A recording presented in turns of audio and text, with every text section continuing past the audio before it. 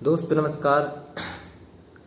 एक कबीर साहब का शब्द सुनाते हैं, अनमोल शब्द है और ये सतगुरु कबीर की समर्थता है। कहते हैं सतगुरु कबीर की साधना में पूरी मोक्ष का मार्ग है। कुंडली जागरण की पूरी विधि, मूलाधार से लेकर सहस्त्रार तक की साधना, सारे कमल चक्रों को जागृत करने की सहज विधि, सहज ध्यान, सहज योग, सब कुछ आपको सहज मिलेगा विधि। तो ये कबीर साहब के अनमोल शब्द हैं। आज का शब्द है, भक्ति सब कोई करे भरम ना टरे। भक्ति सब कोई करे। कहते अपने अपने हिसाब से सब लोग भक्ति करते हैं, लेकिन जो भ्रम है, जो भ्रमना है, वो समाप्त नहीं होती है। कारण क्या है? सच्चा सतगुरु ना मिलना। तो वो सच्चा सतगुरु कबीर साहब हैं और कबीर की साधना में पूरा काल के चक्र से, काल के जाल से निकलने की भक्ति है, विधि है, मंत्र है, सब कुछ इसमें मिलेगा आपको। तो कहते हैं भक्ति सब कोई करे भ्रमना ना टरे। भक्ति तो सब कोई कर रहा है।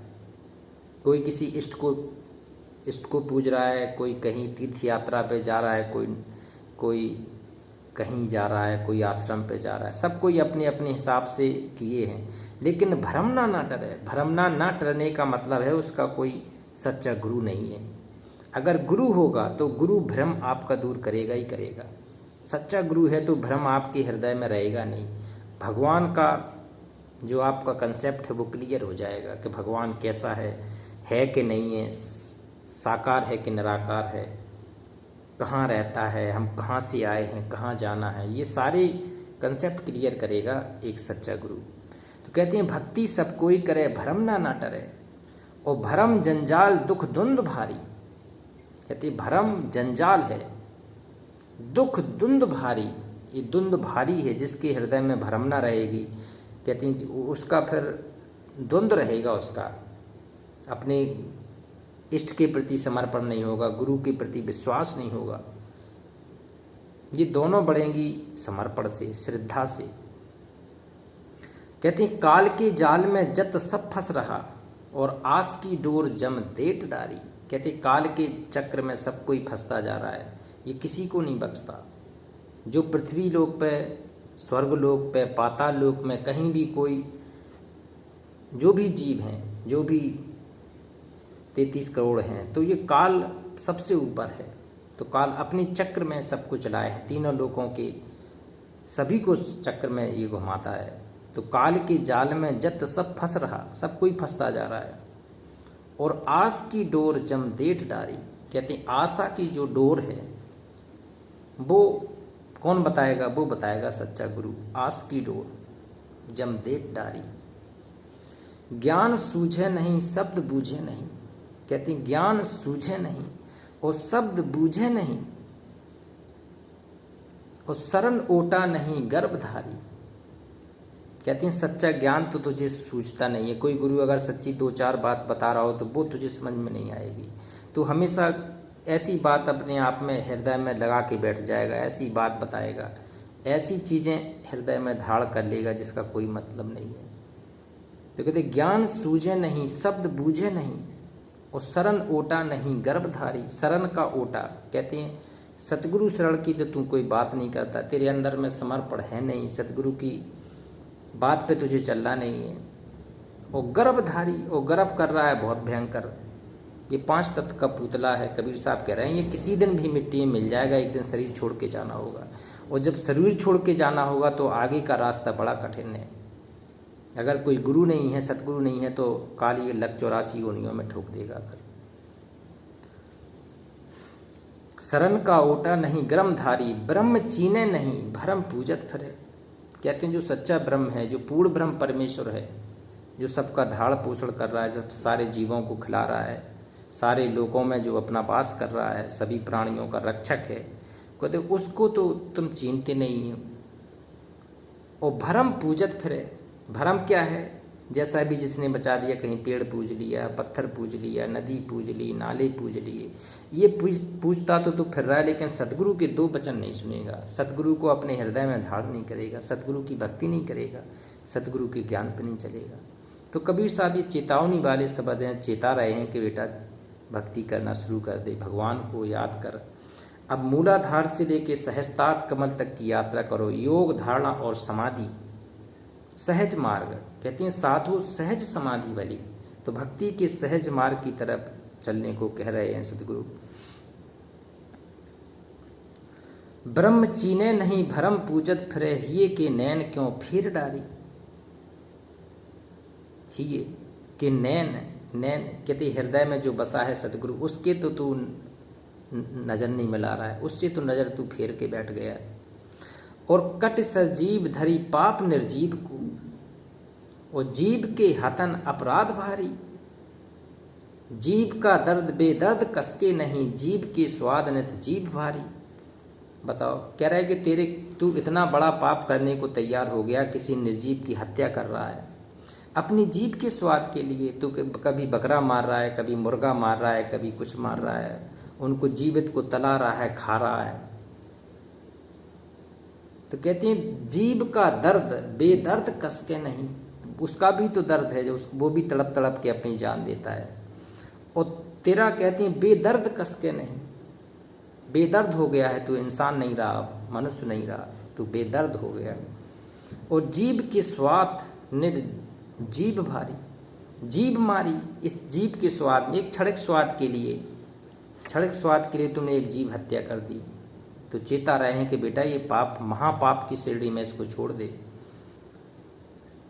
बकरी काती पात है जाकी मोटी खाल, और ते नर बकरी खाते हैं ताको कौन हलाल।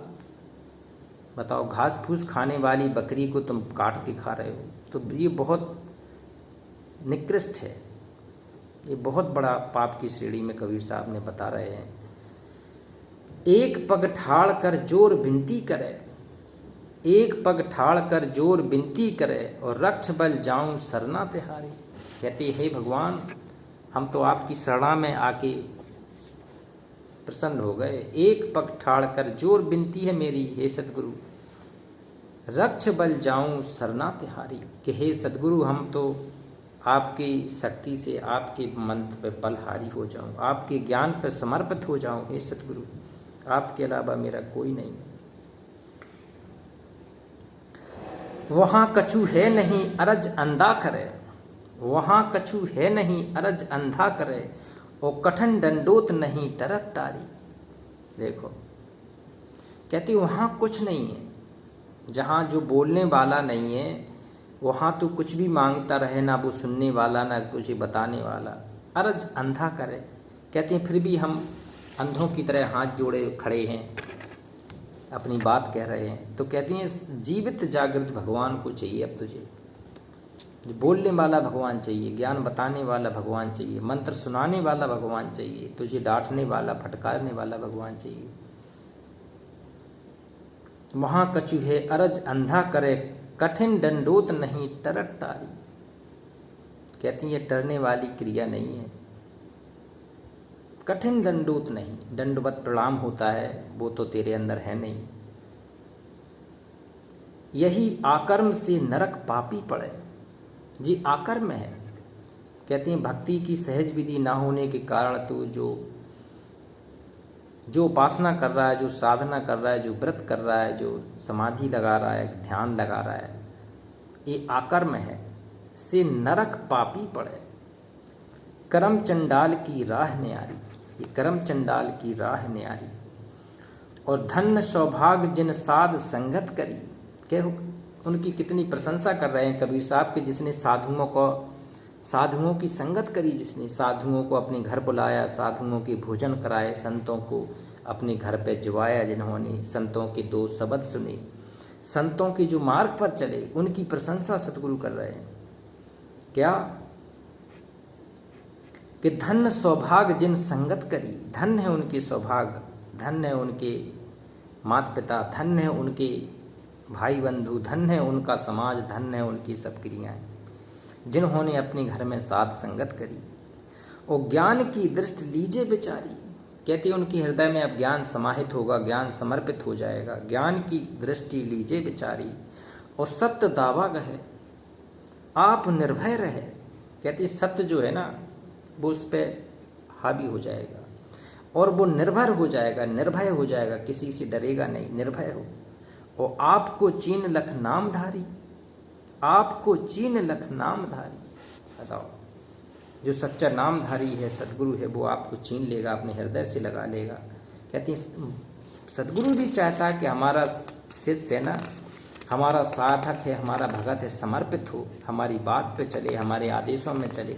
तो सदगुरु तो सब कुछ दे सकता है, 3 लोक की संपदा भी दे सकता है सदगुरु चाहे तो। ओ कहे कबीर तू सत्य पर नजर कर, तू अपनी नजर सत्य पे कर, सच्चाई पे कर, अपने सत्य पे अड़ग रहा है। सांच बराबर तप नहीं, झूठ बराबर पाप, और जिसके हृदय सांच है उसके हृदय आप। कहते हैं जो सतगुरु है, भगवान है, जिसके हृदय में सच्चाई है उसके घट घट में वास करता है, रोम रोम में वास करेगा। कहे कबीर तू सत्य पर नजर कर, और बोलता ब्रह्म सब घट उजारी। कहते हैं जो ब्रह्म है, पूर्ण ब्रह्म है, वो घट घट वासी है, और हर घट में बोलने वाला वो भगवान है। कहे कबीर तू सत्य पर नजर कर, तू अपनी नजर सत्य पे कर, सत्य के अलावा कहीं अपनी नजर नहीं कर।